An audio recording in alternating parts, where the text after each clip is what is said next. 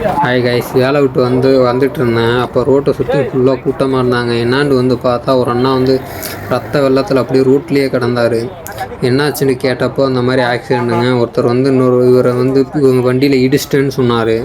இவர் பின்னாடி உட்காந்துருந்தவர் அப்படியே ஹெல்மெட் போடாதனால கீழே விழுந்ததுனால தலையில் தான் சரியான அடி.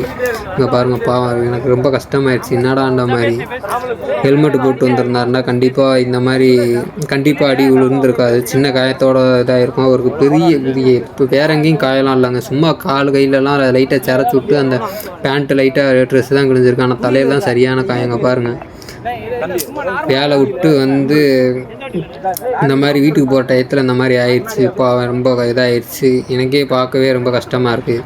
ஃபுல்லாக ரத்தம் ஃபுல்லாக லீக் ஆகிடுச்சு. ஹெல்மெட் போட்டு வந்தோம்னா கண்டிப்பாக இவ்வளோ ப்ராப்ளம் ஆகிருக்காது. தயவு செஞ்சு குடும்பம் ஃபேமிலியோடு போகிறீங்களா, கண்டிப்பாக பின்னாடி உள்ளவங்களுக்கு ஹெல்மெட்டு போட்டு கூட்டு போங்க. ஏன்னா டூ வீலர் ரொம்ப மோசமானது.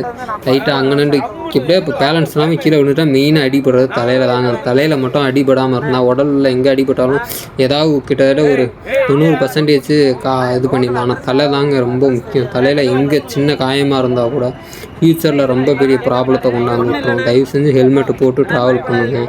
ஃபேமிலியோட சின்ன குழந்தையெல்லாம் கூப்பிட்டு போகிறீங்கன்னா கண்டிப்பாக ஹெல்மெட் போட்டு கூப்பிட்டு போங்க. 1000 ரூபா ஹெல்மெட்டுக்கு இது பண்ணிங்கன்னா உங்களுக்கு எப்படியும் 1 லட்சம் 1.5 லட்சம் செலவு இழுத்து விட்ருவோம். ஒரு சின்னதாக ஒரு வீடியோ போடணும்னு நினச்சேன். அதனால தான் இது ஹெல்மெட்டு போட்டு போகிறக்காக தான் ஒரு சின்ன வீடியோ. இல்லை இவங்களை இது பண்ணணும் அப்படின்றலாம் இல்லை. இந்த மாதிரிலாம் நடக்குது நிறைய இடத்துல. தயவு செஞ்சு ஹெல்மெட்டு போட்டு போங்க. குடும்பம் குட்டின்னு